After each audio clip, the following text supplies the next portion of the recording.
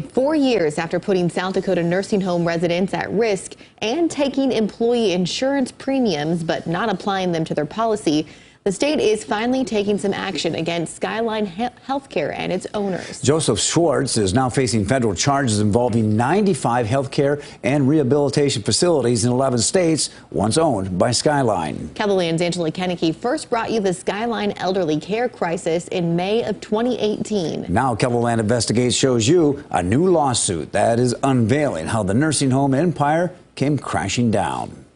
In the last few months, the house of cards has come crashing down on Joseph Schwartz.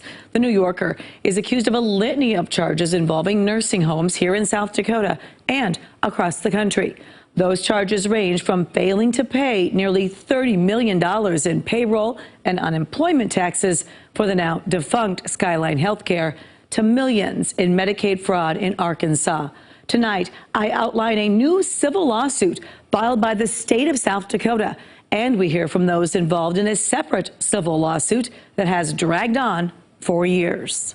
Now that Joseph Schwartz is facing federal charges, states are staking claim to money they say are owed by Skyline Healthcare, including South Dakota. As KELOLAND Investigates reported in 2018, these 19 elderly care facilities across the state were in trouble under Skyline. In the lawsuit filed by the state of South Dakota and Attorney General Jason Ravnsborg, Debbie Metzenberg, who served as the vice president of operations for the company in 2018, sent the following desperate email to the South Dakota Department of Health with a cryptic warning of residents being put at risk. It reads, "I again have not gotten any information from Skyline. I just had a call from Louis Schwartz. He says state has to do something. There is no money. He told me to discharge residents. I need water paid at Bella Vista and Prairie Hills today, or it will be shut off. Skyline is silent. I need electric paid at Prairie Hills or shut off. Skyline is silent. Disconnected notice came today for Pier May 8 Electric. I need help. CEOs are aware of stuff going on." According to the new South Dakota civil suit, Skyline submitted claims purportedly for the cost of resident care to South Dakota Medicaid. Skyline then failed to pay other providers, vendors, and suppliers, and Skyline instead diverted at least some Medicaid funds to other sources, and that's a violation of state law. It wasn't until last spring that South Dakota's Medicaid Fraud Control Unit sent a subpoena and written request for records to Joseph Schwartz, along with 6 attorneys. The requested records were to be provided by April 14th of 2021, but they have never been received.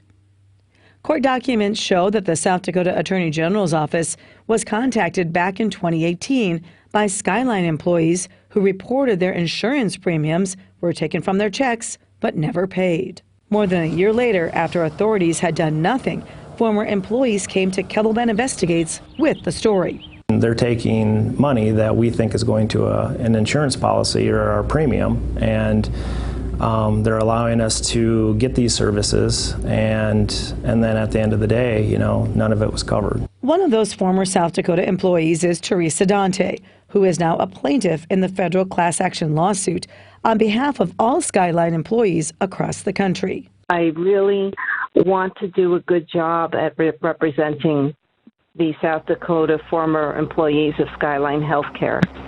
I want to have our story heard, and I really, really want to make sure that this does not happen again to anyone. There were so many good people working in that nursing home, and the residents also suffered, and the state suffered.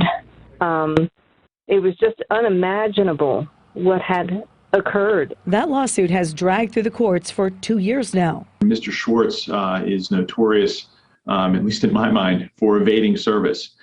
He travels frequently in and out of the country, and it was difficult to pin down where he would be at a particular time. So we eventually did get him served, but notwithstanding the service, he has not responded to the complaint. That's resulted in a default judgment against Schwartz in the class action suit.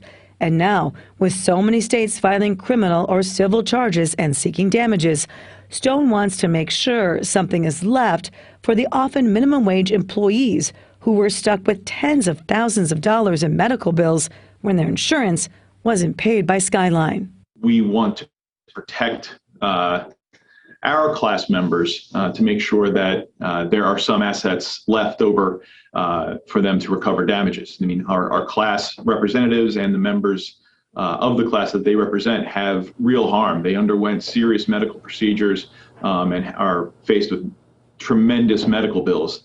And we are going to take steps to make sure that there are assets to cover those in the event there is a judgment. Meanwhile, South Dakota's civil suit includes allegations of deceit, deceptive trade practices, and violating state laws. According to the Attorney General's office, Skyline owes South Dakota more than $50,000 in unpaid employment taxes and may owe more than $115,000. Plus, the state seeks payment of up to 3 times the amount of damages sustained, including investigation and court costs, and payment of $2,000 for each false or fraudulent claim made by Schwartz. Advocates for those hurt in the Skyline collapse say many states were caught off guard and that Schwartz took advantage of loopholes that must now be closed. I really want to do the best I can to help everyone and to make sure that they shore up the industry and really try to weed out these things before they occur again, and make it a safer industry for the residents and the employees alike. And I think that calls for a greater level of regulation. There needs to be a lot more oversight. These are our most vulnerable members of society, and they're simply left to the devices of people like Mr. Schwartz. While some states have made changes, such as Kansas, which now requires a lot more financial information from people who apply for licenses to operate nursing homes, South Dakota has not made any changes in response to the Skyline situation.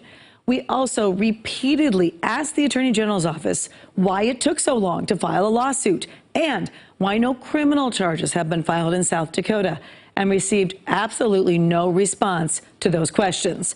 Our attempts to contact Joseph Schwartz, who pleaded not guilty in federal court, have been unsuccessful.